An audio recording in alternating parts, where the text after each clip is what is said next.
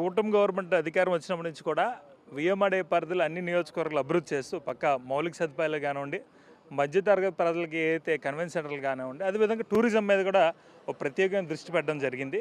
గౌరవ ముఖ్యమంత్రి శ్రీ నారా చంద్రబాబు నాయుడు గారు అనేకసారి ఆదేశించారు, విశాఖపట్నాన్ని ఒక టూరిజం హబ్గా మార్చాలి, టూరిజంగా డెవలప్ చేసే స్కోప్ ఇక్కడ ఉంది కాబట్టి తప్పనిసరిగా విఎంఆర్డీ కూడా తప్పనిసరిగా ఏ అయితే టూరిజం ఉందో దాని మీద ఫోకస్ చేయమని చెప్పడం కూడా జరిగింది.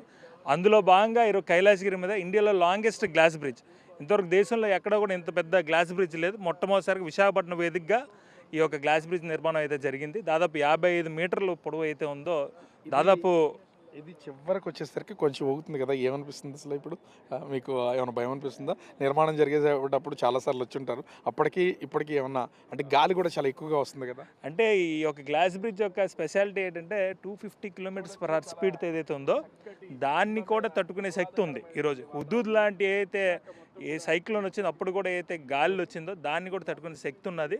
ఇది ఒక థ్రిల్లింగ్ ఎక్స్పీరియన్స్గా ఉంది. ఎందుకంటే మనం ఎక్కడికి వెళ్ళి విదేశాలకు వెళ్ళి ఇదైతే చూడలేము, అనేక పర్యాటక ప్రదేశాలకు వెళ్ళి ఇటువంటి యూనిక్ ఇదైతే ఉండదు కాబట్టి మొట్టమొదటిసారిగా విశాఖపట్నం ఇది రావడం, అదేవిధంగా టూరిజం మీద కూడా ప్రత్యేకమైన దృష్టి అయితే పెట్టడం కూడా జరుగుతుంది.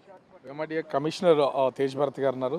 అంటే వచ్చి రాగానే ఒక ఎప్పుడా అని ఎదురు చూస్తున్నటువంటి గ్లాస్ బ్రిడ్జ్ని దీనిలో మీరు కూడా భాగస్వామి అయిపోయారు. చూస్తుంటే అట్మాస్ఫియర్, బ్రిడ్జ్ లొకేషన్ ఎట్లా ఫీల్ అవుతున్నారు, ఏం చెప్తారు? వైజాగ్లో కైలాసగిరి చాలా ఫేమస్ టూరిస్ట్ స్పాట్ అండి. అందులో ఎక్కువ వైజాగ్ వచ్చిన ప్రతి వాళ్ళు కూడా కంపల్సరీ కైలాసగిరి విజిట్ చేయాలనుకుంటారు. ఇక్కడ మన ఇండియాలోనే లాంగెస్ట్ క్యాంటిలివర్ బ్రిడ్జ్ 55 మీటర్ల గ్లాస్ బ్రిడ్జ్ని పెడతాం అనేది చాలా గొప్ప విషయం. సో ఈరోజు అది ప్రారంభం చేయడం గౌరవ ఎంపీ గారి చేతుల మీదుగా జరిగింది. మన గౌరవ ముఖ్యమంత్రి గారు శ్రీ నారా చంద్రబాబు నాయుడు గారు వైజాగ్ ఎకనామిక్ రీజన్ మీద స్పెషల్ ఫోకస్ని పెడుతున్నారు. రీసెంట్గా సిఐఏ సమ్మిట్లో కూడా విఈఆర్ రిపోర్ట్ లాంచ్ చేశారు. 5 ప్రధానమైనటువంటి సెక్టర్స్లో టూరిజం కూడా వన్ ఆఫ్ ది ఇంపార్టెంట్ సెక్టర్గా బూస్ట్ అవబోతూ ఉంది. సో దానికి తరపున విఎంఆర్డీఏలో ఇంకొక మచ్చుతునగ్గా ఈ గ్లాస్ బ్రిడ్జ్ ఉంటుంది. ఇదే కాదు, ఇంకా భవిష్యత్తులో అనేకమైనటువంటి టూరిస్ట్ ప్రాజెక్ట్స్ కానీ కైలాసగిరి హోలిస్టిక్ డెవలప్మెంట్ కానీ టేకప్ చేయబోతూ ఉన్నాము.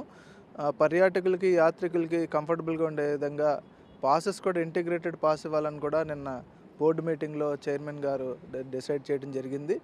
సో ఇలాగా అనేకమైనటువంటి కార్యక్రమాలు చేస్తున్నాము. వీటిని మన వైజాగ్ ప్రజలు అలాగే ఇక్కడికి వచ్చే టూరిస్టులందరూ కూడా ఉపయోగించుకోవాలని, వాళ్ళ ఆహ్లాదం పొందాలని కోరుతున్నాను.